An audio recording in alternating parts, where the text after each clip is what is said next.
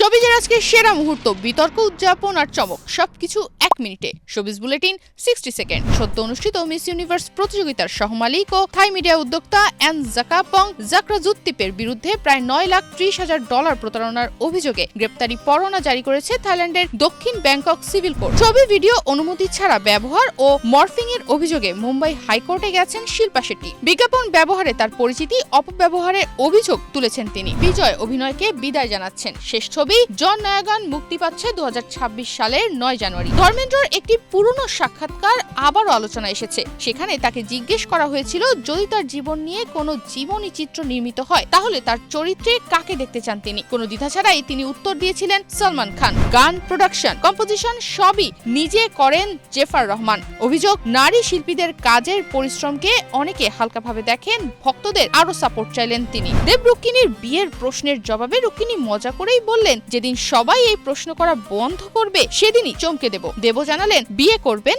সময়টা শুধু ঠিক হতে বাকি।